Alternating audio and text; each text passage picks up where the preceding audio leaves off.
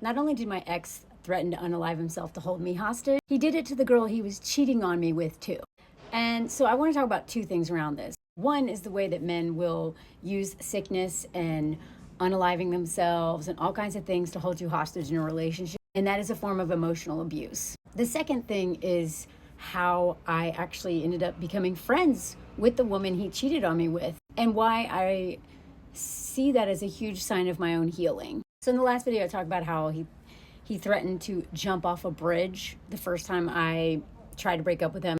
And he was never going to jump. He was nowhere near the bridge. He was just texting me to get me to talk to him, threatening that to get me to take him back. And honestly, it worked. And then he almost unalived me. But even after I left him, he continued with this. Look at this text I got one day. It's bonkers, okay? First of all, I want y'all to know it's actually really embarrassing for me to share this with y'all, because it's humiliating knowing that I dated someone like this, okay? So every time I share this story, some of y'all are like, oh my God, he was eating dog food? Yeah, I know. Please don't shame me for it. This is what chronic codependency looks like. And I was a very sick person. So he sent me this text after I left him. I got shot last night. Thank you very much. Good to know you have that kind of pump. And what he was doing was trying to get me to engage with him again. And he was claiming that one of my friends pew-pewed him, which if anybody knows the kind of people I was hanging out with in New Mexico, I don't even think any of them owned a pew-pew. So I'm like, what? Of course.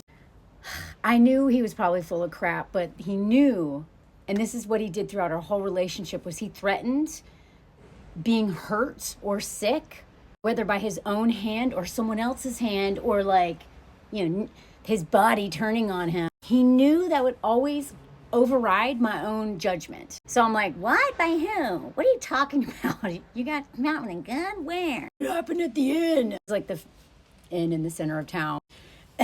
All the dude said was, this is from Melanie. I'm just like, okay, I don't know a single person who would shoot you, and I certainly don't send anyone to do it. And blah, blah, blah. Listen to me just trying to explain myself. This is before I knew how to this is before I realized I need to block this man. And so part of me also wanted to catch him in a lie, I can't believe you. How could you get shot and not need to go to the hospital? Look at this. You have to laugh. That's the only way you can just get over this. Well, he claimed he sewed it up with a needle and dental floss. I want to pick. Look at this. Even when I got stabbed, I used to look at, it's just insane. It's insane. So maybe the third time I broke up with him, he texted me. I don't have time to go find that text. It's somewhere in my phone, saying, I'm bleeding out of all my orifices. I'm like, what? Dude just made up all kinds of scenarios. And I just want you to pay attention to men who drop these little things early on, because one of our very first intimate conversations, probably our very first real conversation, he showed me his schmuicide attempt scars.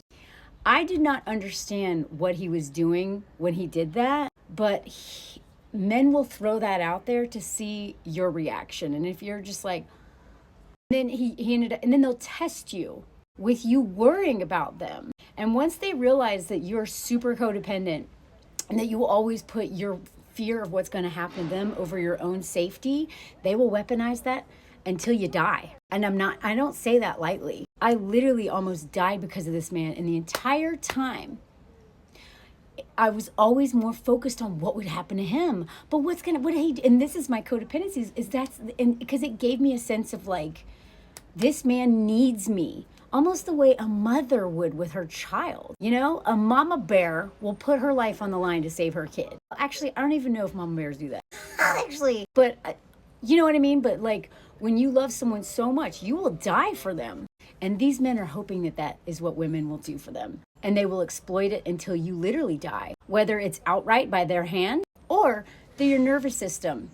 Because when you're walking on eggshells around a man and you're so stressed out and you're in constant fear of his temper and all that stuff, that does a number on your nervous system. And that gives women autoimmune disorders it's so stressful on your body to live like that. And yet, no matter what damage it's doing to you, none of that is as important as what's going to happen to him though if I don't save him?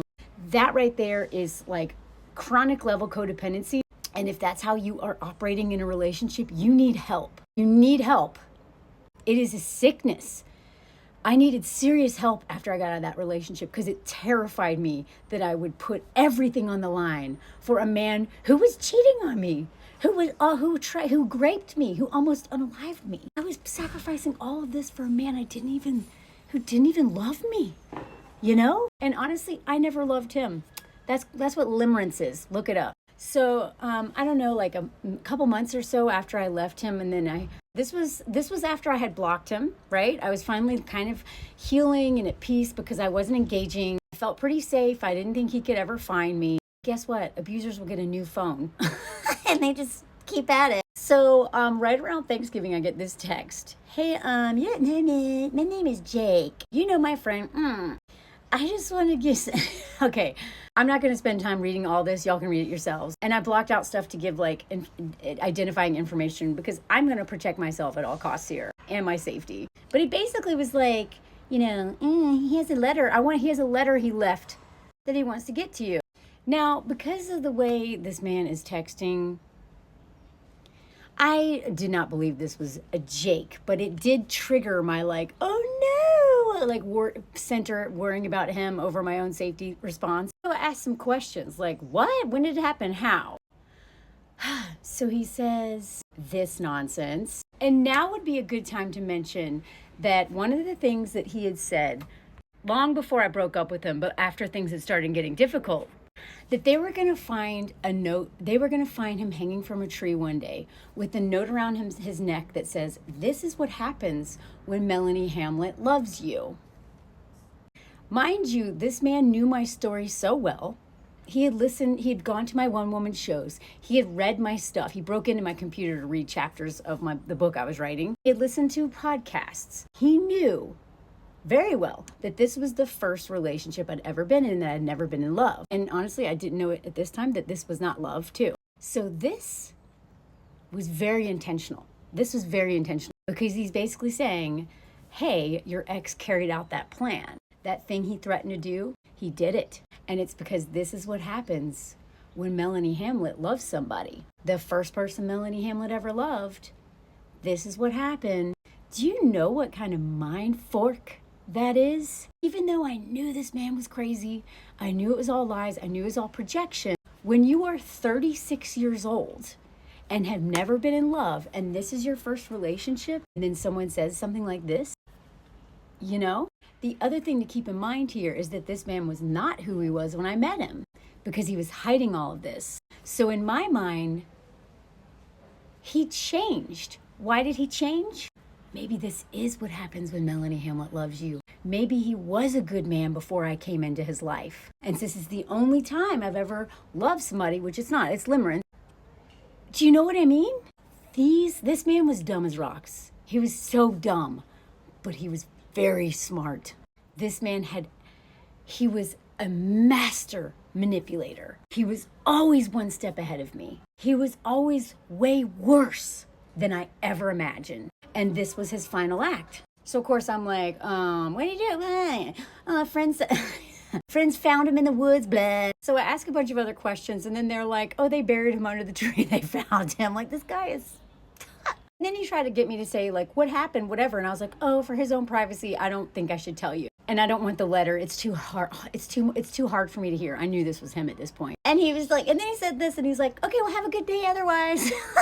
The funny thing is that by faking his own death, he couldn't talk to me anymore. The only person who could talk to me is Jake, you know? So he kind of painted himself in a corner. And then I found out from the girl he cheated on me with, he did the exact same thing. He faked his own death. And she reached out to me, which was a very brave act on her behalf, knowing that she was the woman who was cheating on me, he was cheating with. Since then, did we not only become friends, we've been looking out for each other anytime this man resurfaces. Comment for part 2 on that story. Sorry, I ran out of time.